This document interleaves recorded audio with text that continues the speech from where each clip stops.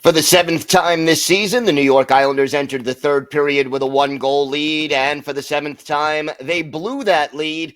We'll break down what went wrong in Detroit, what it means for this team going forward, and a whole lot more coming up on today's Locked On Islanders podcast.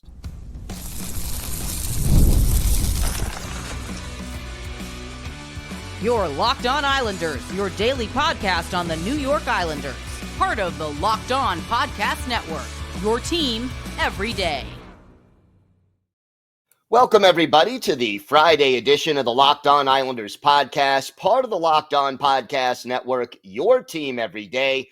I want to thank everyone who makes Locked On Islanders your first listen every day. Don't forget to subscribe on YouTube or wherever you get your podcasts so you get new episodes as soon as they drop. Today's episode is brought to you by Game Time. Download the Game Time app, create an account, and use code LOCKEDONNHL for $20 off your first purchase. Well, it happened again. For the seventh time, the Islanders had a one-goal lead in the third period, and for the seventh time this season, they blew the lead. Not only did they blow the lead, they lost the game. Not only did they lose the game, they lost it in regulation and gave up the game-winning goal in the final minute and basically blew their chance for the 500 or better road trip that we talked about before this road trip started. I said, every dayers will remember, get me 5 points in 5 games. No such luck. The Islanders win only one game on this road trip out of 5. End up with points in 3 of those games. But here's the rub. Here is the issue. The Islanders lost all 4 of those games by 1 point. Lost in Edmonton, 4-3. Lost in Seattle, 3-2. Lost in Calgary, 2-1 in a shootout. Lost in Detroit, 2-1 in regulation. This team was so close to not just getting to 500 on this road trip, but literally out of the 4 games they lost, they could have won all of them.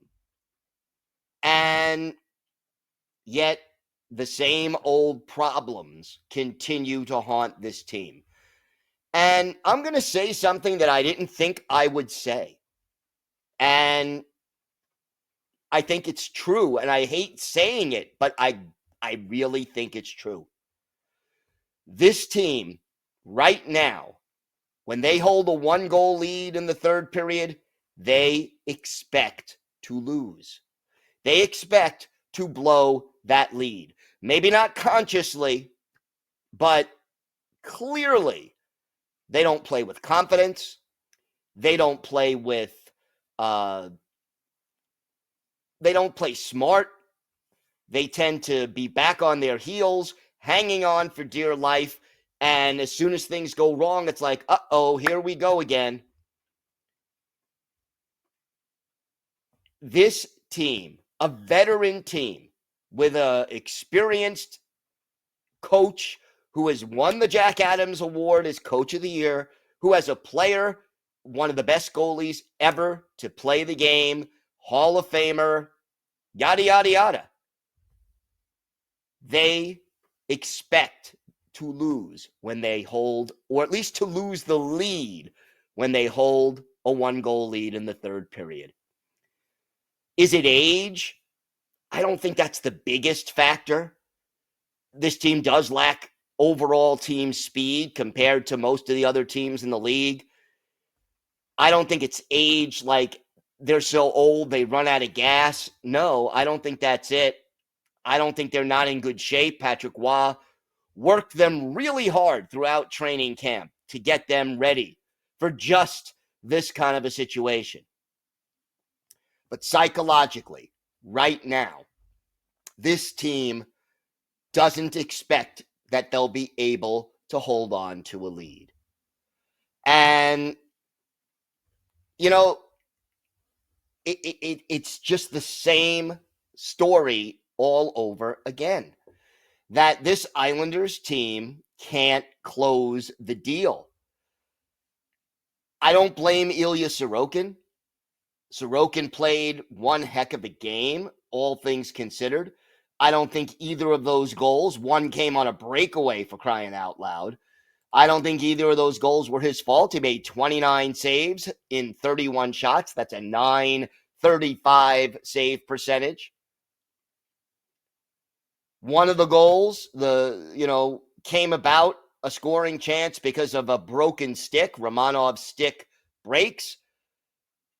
Noah Dobson, again on defense, doesn't do anything to force the shooter to make some kind of a play, and gave the shooter the easiest route to the goal. And then, the game winner, Lucas Raymond, just gets that one done. And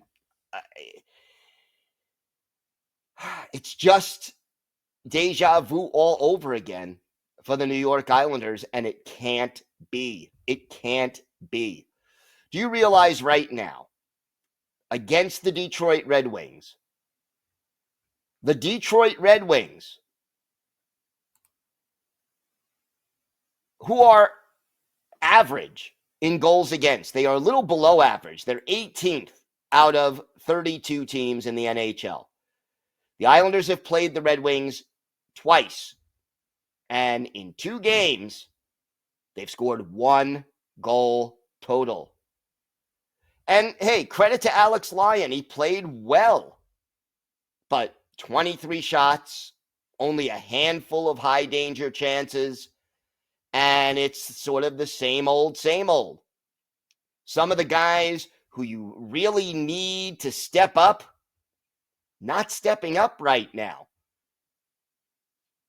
Maxim Siplikov, no shots on goal. Pierre Engvall, no shots on goal. Yeah, his scoring streak ended. But, again, I don't expect a lot of offense necessarily from Engvall, but no shots on goal. Bo Horvat, 1 shot on goal. In the third period, the Islanders were on their heels again, hanging back, hoping to hold on, hoping that one goal by Simon Holmstrom in the first 6 minutes of this game would be enough to win. That is not the way to do it. And you know what? Simon Holmstrom, more power to him.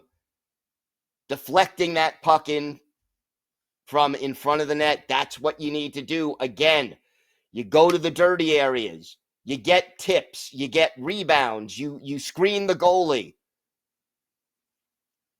It worked on that goal 5 minutes and 51 seconds into the game. But it's got to work.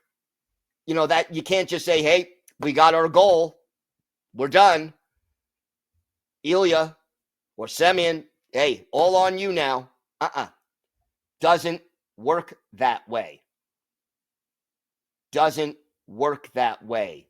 You can't take your foot off the gas when you've got a lead in the third period. You just can't. And yet this team does it again and again and again. Want some good news out of the game? I'll start with this. They killed all the power plays. All the penalty kills in this game were good by the Islanders. They got the job done. 3 power plays for Detroit, one of the best power play teams in the league. No goals. Islanders had 1 power play, no goals. 1 or 2 chances, not much, not enough. And I'll even say this. If you watched the way the Red Wings power play operated, no, they didn't score. And they were sloppy, especially on that third power play, the Engvall slashing call. That was sloppy. They couldn't handle all the passes that they made. And they made mistakes. But did you see the way they did things, the way they were organized, the way their passes had purpose, how they moved without the puck, how players got into open spaces and made the penalty killers chase? It didn't connect on a goal in this game. But boy, oh boy, the contrast between the way the Red Wings operate on the power play and the way the Islanders operate on the power play was like night and day. This team, right now, when they go into the third period, they're waiting for bad things to happen. And whether they need a sports psychologist or just, a change of approach, something's got to change. Something has got to change because you can't keep doing the same thing over and over again and hope for different results. Name an NHL team, any NHL team, that is 0 for 7 when they hold a 1-goal lead in the third period. And that's in 20 games. 20 games. 1/3 of the time this season, they held a lead in the third period and lost the lead. That's about 27, 28 times over the course of an 82-game season. And I know the pace will not hold at this rate. But that tells you how bad this team has been at holding leads. I mean, 0 for 7? Not even like 1. 0 for 7. Yeah, they won some of those games in overtime or in a shootout. But they couldn't hold the lead. And when you're playing against better teams, that comes back to bite you. This team needs to figure this out before it's too late. And I know they're injured, and I know they're struggling, but every time, all 5 games of this road trip, they could have won. And to only come away with 1 win out of 5, when all 4 of your losses are by 1 goal, good teams find a way to win. And right now, the Islanders are not a good team. No way around it. All right, we've got more to get to. We're going to talk about our key takeaways from the game, our hero and go to the game. We'll also look ahead to Saturday's home game. The Islanders return home against the St. Louis Blues. And for our Islanders birthday of the day, a player who spent 1 year with the Islanders, 2010, 2011, and led the NHL in penalty minutes that year. Let's see if you can guess who that is. We've got that and more coming up on today's Locked On Islanders podcast. Today's episode is brought to you by Game Time. Game Time has a new feature called Game Time Picks that makes getting tickets to see your favorite teams play live even easier.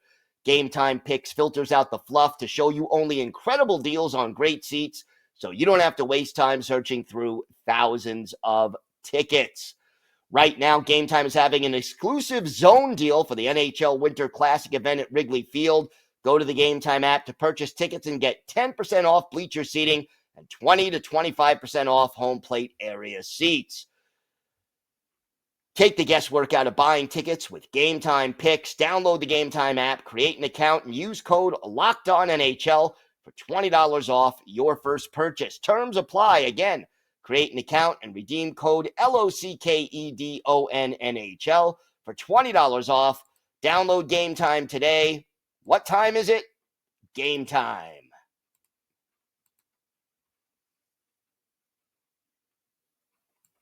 So, like I said, Ilya Sorokin, can't blame him at all. He kept the Islanders in this game.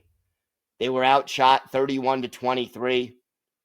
And, can't blame him for either of the goals. Got to give credit to Simon Holmstrom. He scored a goal the right way. Did what you want to see him do.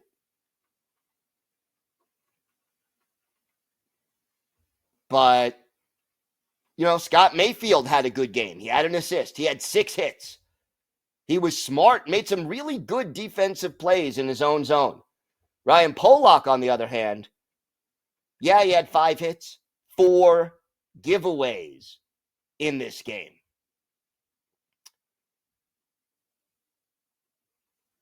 But, that Nelson, Siplikov, Palmieri line, kind of ice cold right now. They've cooled off. We knew they weren't going to play at that high rate all year long, but they're not getting it done. The top line right now, struggling to score as well. Bo,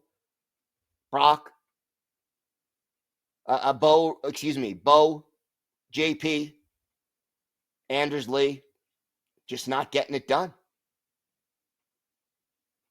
And the fourth line, you know what? Oliver Wahlstrom did have 3 shots in this game.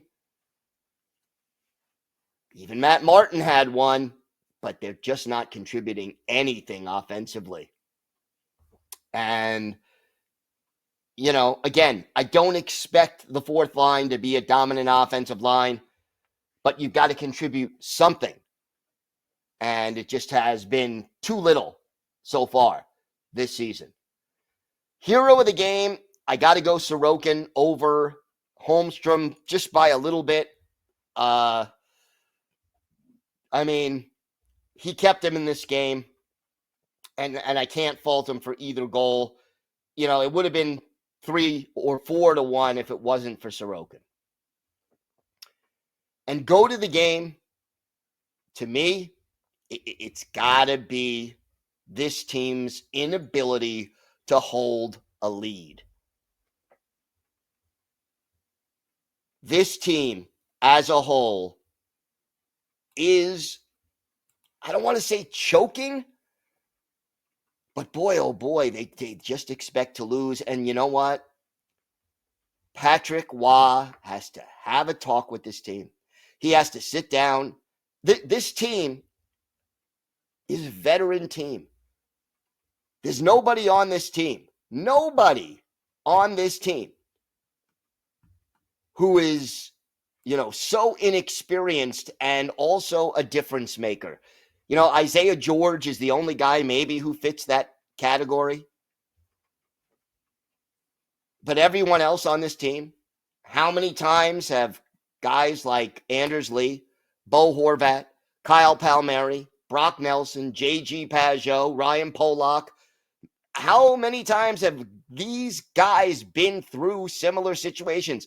Even Oliver Wahlstrom, who is one of the younger guys on the team, been there, done that.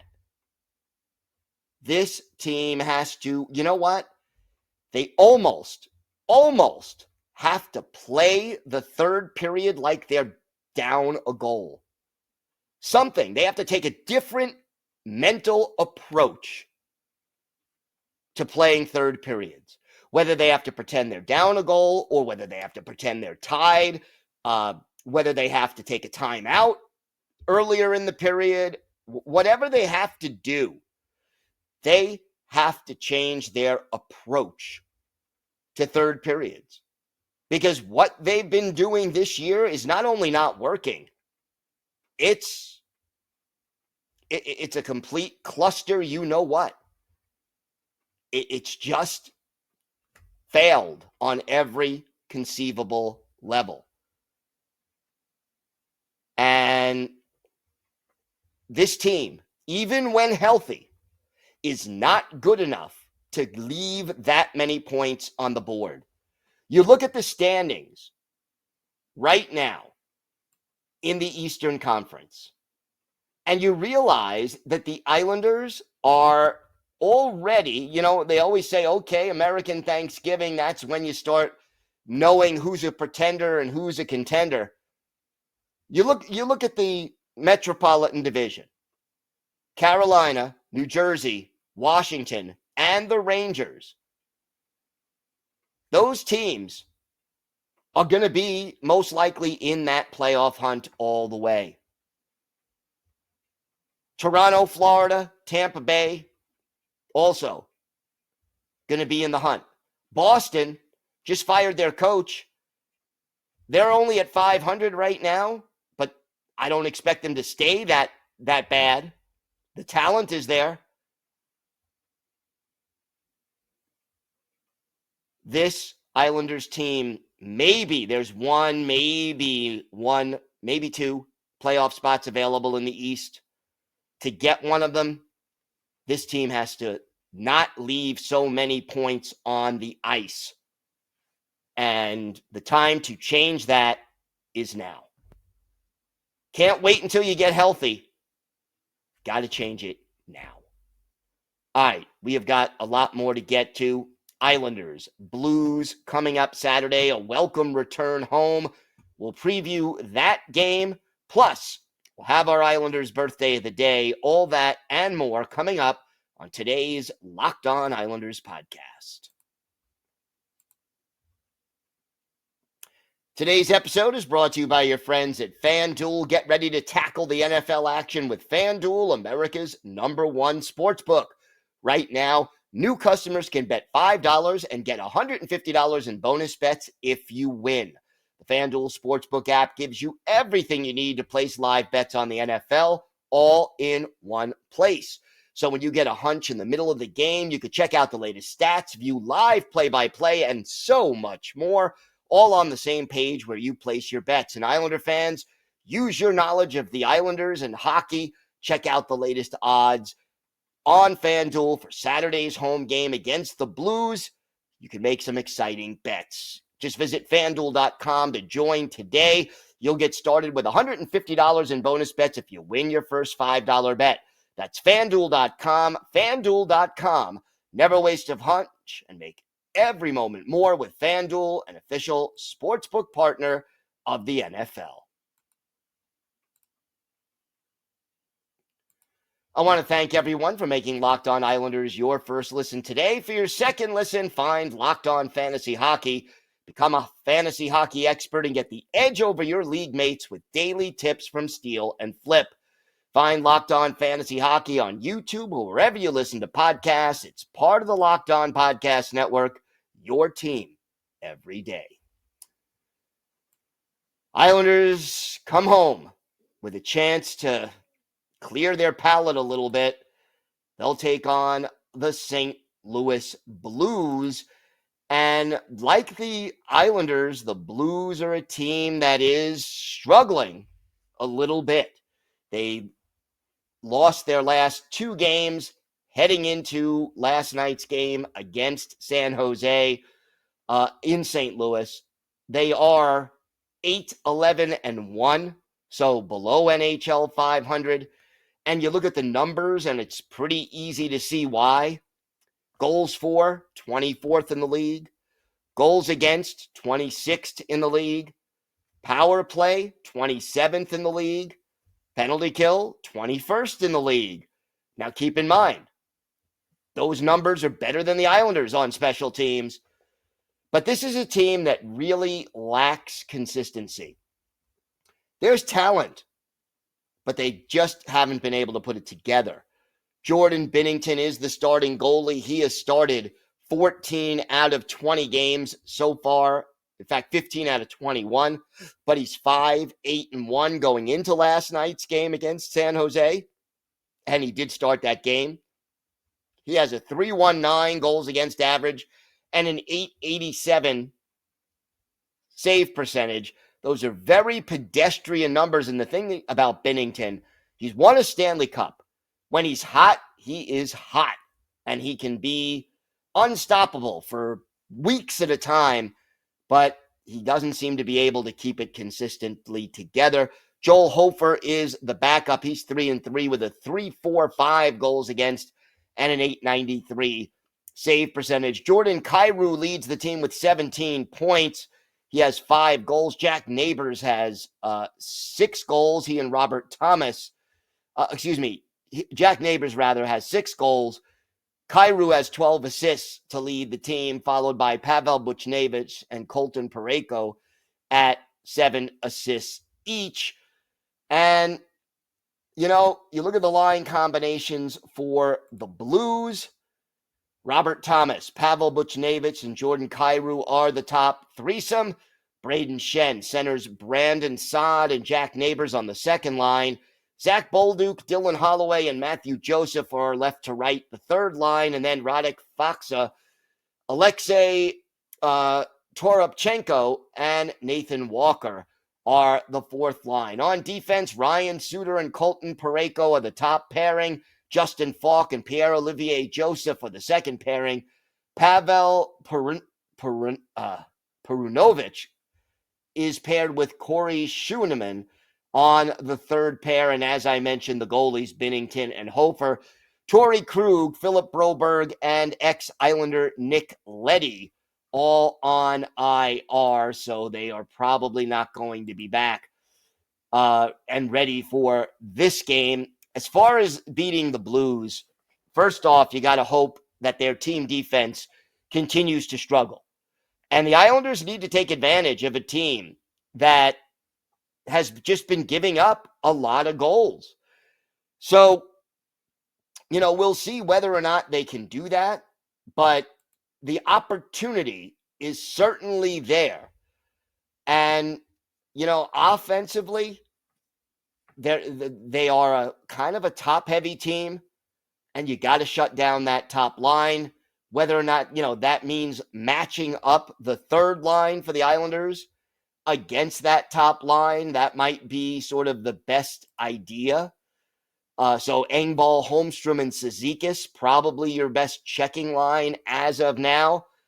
And to try to match them up with Thomas, Buchnevich, and Kyrou is probably the best thing. Islanders will have home ice advantage in that game, and they certainly do need to take advantage of it. But, whether they'll be able to or not remains to be seen. You got to get back on the winning track. And here's the other thing.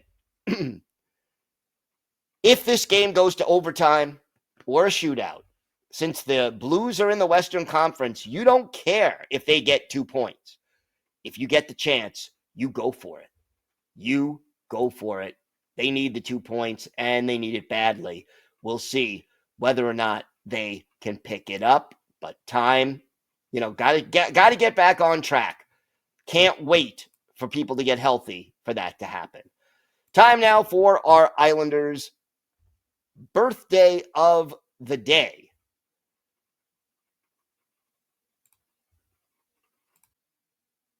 Now, I got to say, I have to revise the clue because I made a little mistake. But the clue is a player who played all 20 of his NHL games with the Islanders during the 2008-2009 season and was one of the tallest players in New York Islanders history. And basically, right now, Sunday will be the 44th birthday of former Islanders forward Mitch Fritz. Fritz, undrafted, depending on who you ask, either 6'7" or 6'8", 242 pounds, spent a lot of time in the minor leagues, but came up with the Islanders for 20 games during the 08-09 season, did not score a goal, did not manage an assist, but had 42 penalty minutes in those 20 games. And nobody, and I mean nobody, wanted to take on Mitch Fritz. One of his better games as an Islander, November 22nd, 2008, Islanders visiting Buffalo. The goalies are Joey McDonald for the Islanders, Patrick Lalime for the Sabres. And in this game, our Islanders' birthday of the day, Mitch Fritz takes an unsportsmanlike conduct penalty along with Andrew Peters midway through the first period. And then shortly after that ends, he and Peters drop the gloves at 15:23. They get 5 minutes each. The Islanders, meanwhile, go on to win this game by a score of 4-2.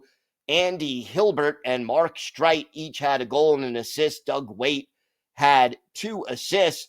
But Mitch Fritz for the Islanders, 7 penalty minutes, 4 shifts, 2 minutes and 16 seconds of ice time.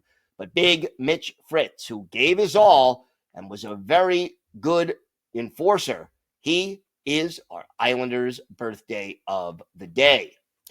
I want to thank everyone who makes Locked On Islanders your first listen every day. We'll be back on Monday to have our key takeaways from Saturday's game against the Blues, and we'll preview the rematch Monday night at UBS Arena against the Detroit Red Wings. So make sure you join us for that. If you have a question, a comment, maybe a topic you'd like us to discuss on a future episode, you could email us at lockedonislanders@gmail.com. And if you leave your first name, where you're from, we will mention you on the show when we discuss whatever's on your mind. You could also follow the show on X at Locked On Isles, and you could follow me, Gil Martin, on X at Ice Wars, NYR, VSNYI. We'll keep you up to date on all things Islanders all year long, and I am live tweeting during nearly every Islanders home and road game. So join me for some instant insight and analysis. Have a great weekend, everybody. Stay safe, and of course, let's go Islanders.